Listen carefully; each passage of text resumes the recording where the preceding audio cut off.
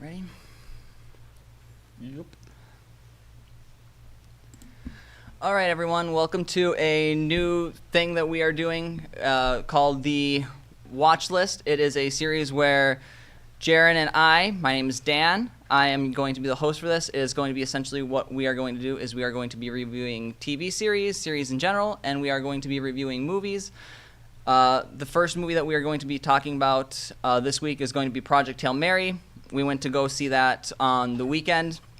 We'll basically go through and give you an idea on if we thought the movie was worth going to, what we thought of the movie, and overall thoughts on that.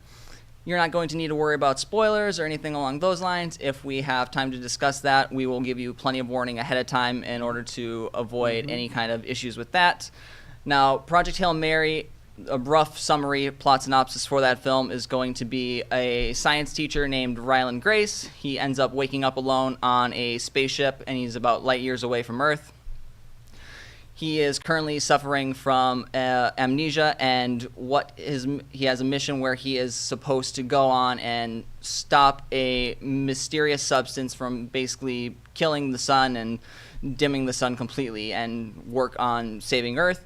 And he ends up forming an unexpected friendship and that might be the key to essentially go through and saving Earth. Jarron, what did you think of the movie?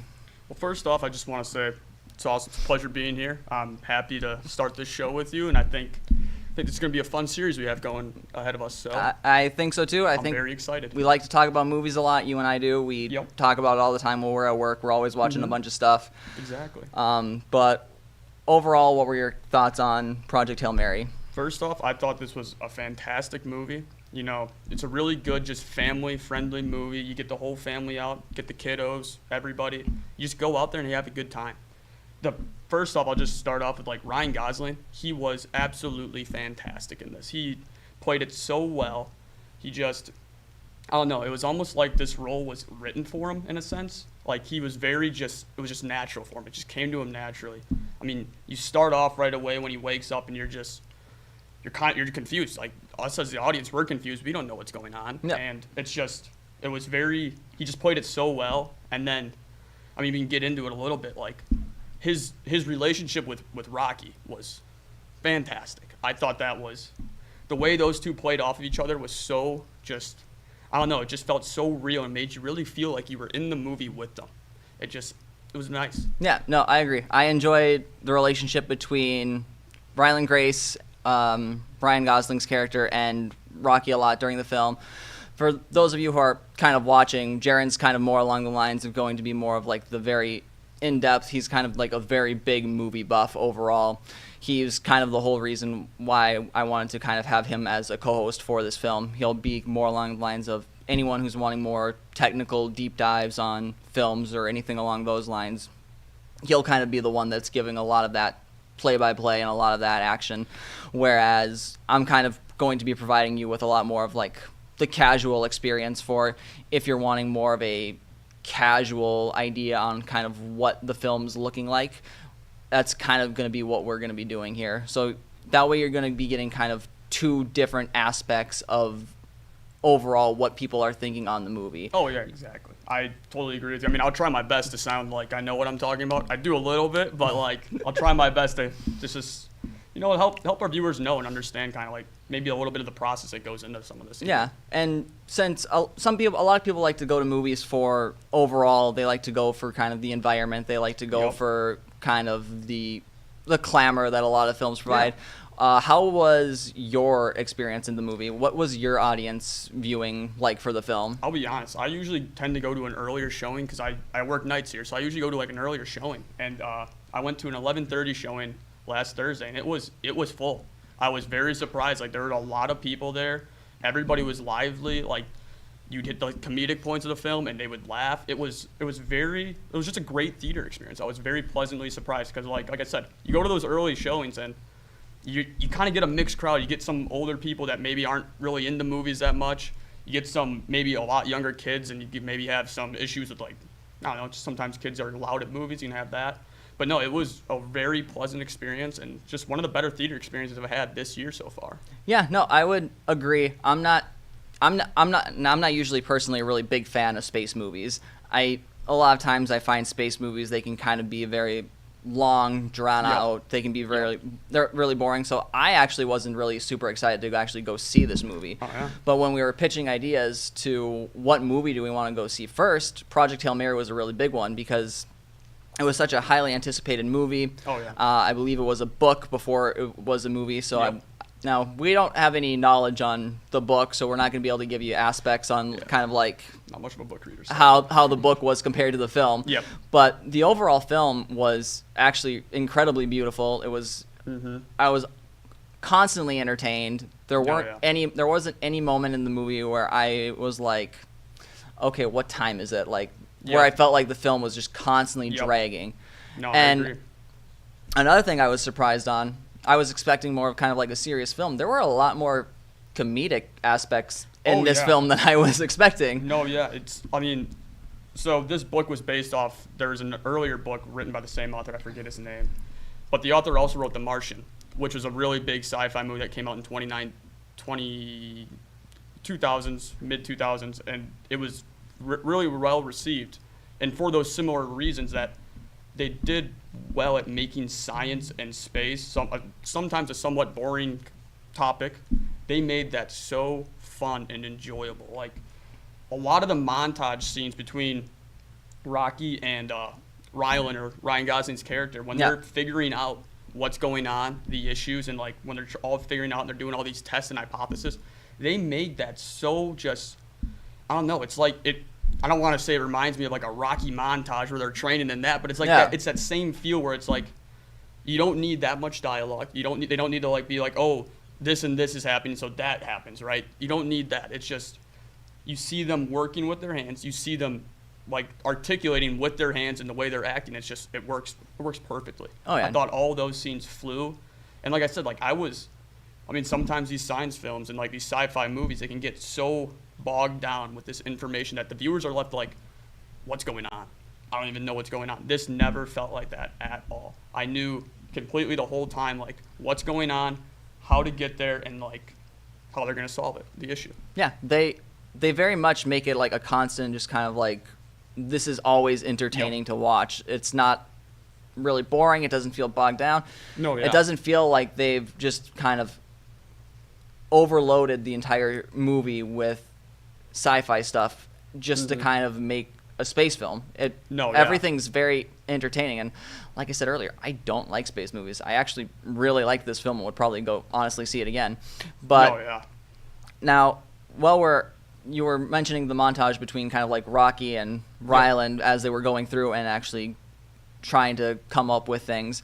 Now, how a lot of films now use a lot of like CGI. How do you feel about Rocky actually being an actual puppet? I'm happy you brought that up. Like, one of the things about this film that was so just surprising to me, there's not a single CGI green screen shot. So what that means is basically they didn't use, like, all their sets were practical. They built, that whole spaceship was built. They built it all and knew all the inner workings of it. They had it all laid out beforehand. Like that, when you had the filmmakers that dedicate that time, you can see it. It shows on the film. Like you were saying, like, you watch a practical thing move, and it adds, the actors can work off it better. They're not working off of just some dude standing with a bunch of little ping pong balls on them to do motion capture. It works so much better when you have something to just bounce off of. Just somebody to be like, you can just go off of them, and then they'll give you something back. And that's another thing. I mean, the voice actor for Rocky, James Ortiz, this was one of his like first roles I was looking at. Incredible job by him. Incredible job to just be like able to just go into this character and give such life to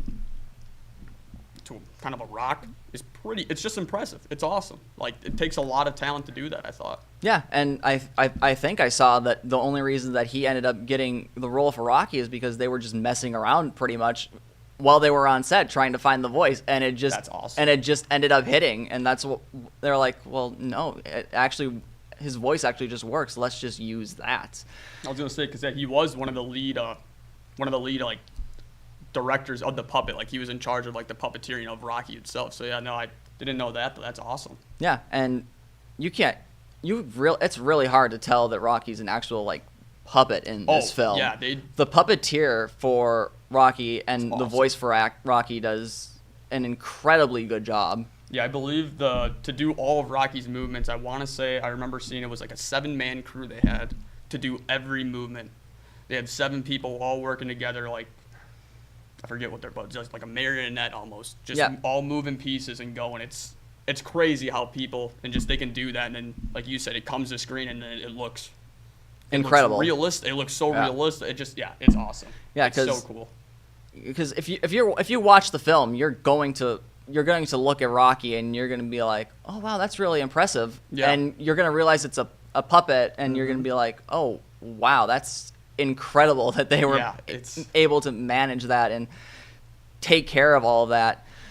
And now, was there anything in particular in the film? Now, obviously, we're not going to get too deep in spoilers that you were like, okay, that's kind of taking me out a little bit, or that's kind of ruining my immersion a bit. I'd say my biggest drawback on the film would be that, in my eyes, it kind of felt like it struggled to end. It felt like they would wrap it up and then go, oh, one more thing. Oh, one more thing, right?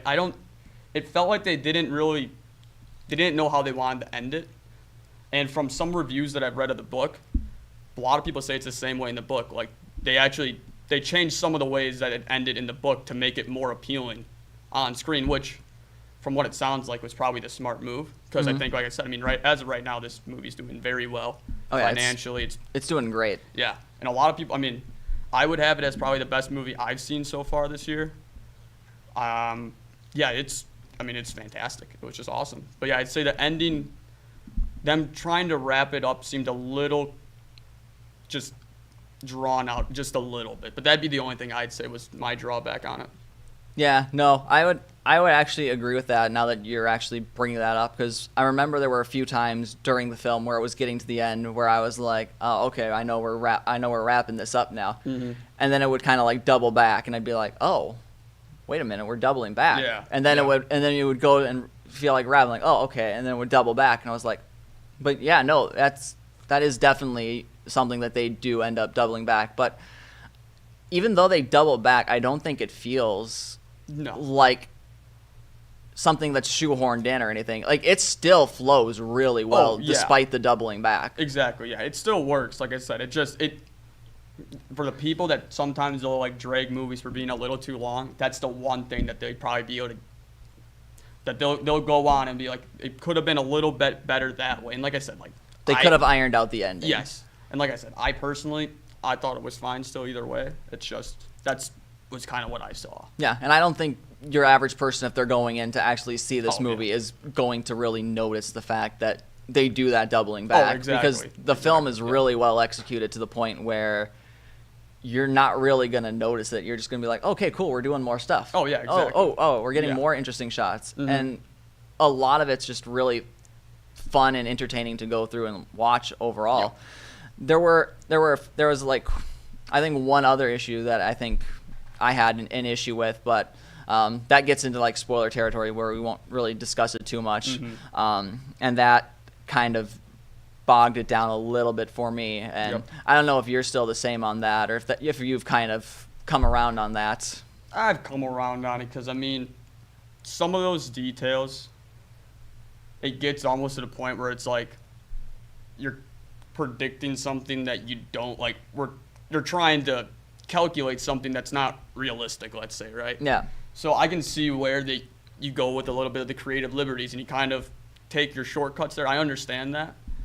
But I don't think it's as much of an issue as, we noticed it, but I don't think a lot of other people. No, I definitely don't think it's going to be something that a lot of people are going to actually end up noticing. Yeah, exactly. I think it's such a small, minute thing that your average person's probably not going to notice. Yep. I'm sure if you're probably looking around the lines of actually really dissecting the film and looking into it, you might be along the lines of like, oh well, wait, how did this happen? Yeah.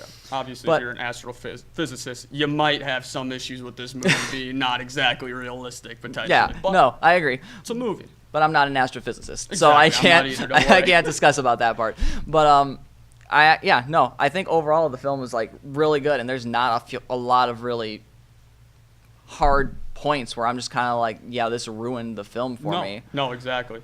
Yeah, I thought it was I thought it was a great film. And like I said, I think it's the best one I've seen so far this year. A lot of people are saying it could have the hype to stick around and be almost like a Sinners last year and have award like Oscar hype and nominations potentially. But I mean, Ryan Gosling could easily be.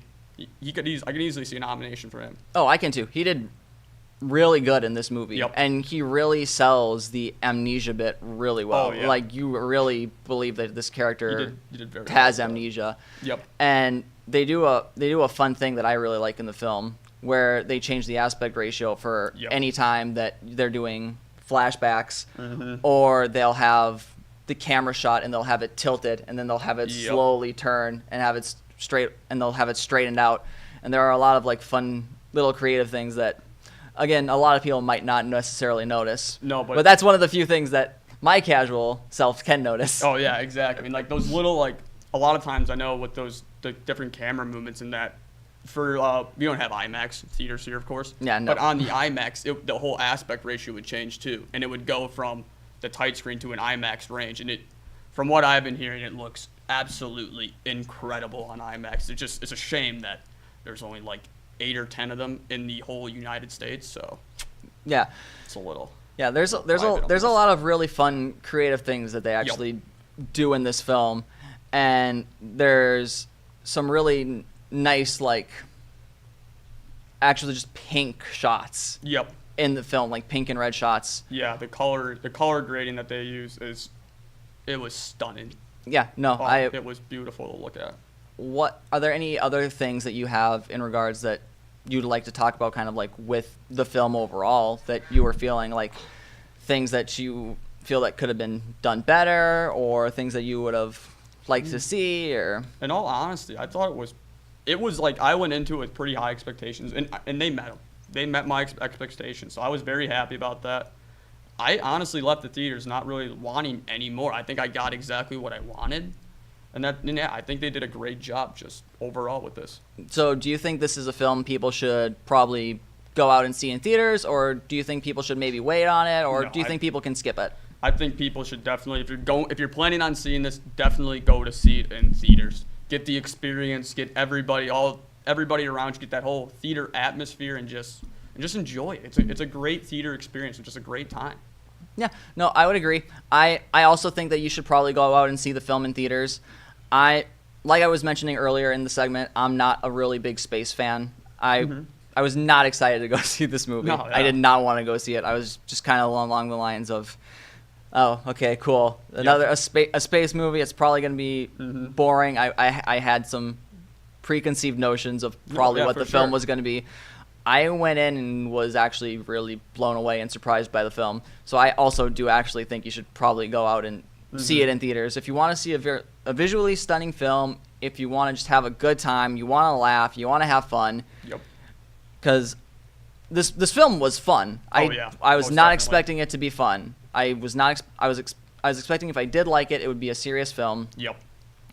I was not expecting any of the comedic bits. The comedic bits were funny. I think you should definitely go out and see the film in theaters if you can. Oh yeah. Or most if definitely. if you can't, I definitely do think you should definitely see it whenever you can, because it is a very good movie. So I think from both of us, we think you should go and check the film out Highly and recommend. check the film out in theaters. And I think that'll do it for kind of like our closing thoughts and everything. Oh, yeah. Now, next week, we're going to be doing another movie review. We're going to be doing these weekly on Wednesdays at about 2:30 usually. Yep. We're going to be reviewing They Will Kill You next week. Now, that is a movie about a woman who takes a job as a housekeeper in a New York City high-rise. She is unaware of essentially the building's history of disappearances, and she soon realizes that the community is shrouded in mystery. From my understanding, it's supposed to be kind of along the lines of a horror mystery type, action type of film, from what I was seeing. I saw the main lead's Zazie Beetz. Yes, I I believe so. She's she's either Domino or Lucky in the Deadpool 2 movie, I believe. Yeah, so that's going to be one that we're going to be checking out essentially next week. I don't think I've personally seen anything. I know there was a trailer for it during Project Hail Mary. Yep. I missed that trailer. I saw it. It looks very interesting. I'm excited to see it. Like I said, I've been trying to keep see too much about it. I don't like to watch too many trailers because they can spoil nowadays. I feel like a lot of trailers just tell you a lot about what's going to happen. So I've been trying to keep this one on the download. I'm very, very excited to see it. Yeah. So if you're interested in essentially seeing what we think of that series, we are going to be checking that out on, well, whenever, but we're going to be checking out essentially sometime this week before Wednesday, and then we're going to be giving it a review on Wednesday. And just kind of stay tuned for that, and we'll see you guys all next week. Yep. Thank you guys for tuning in.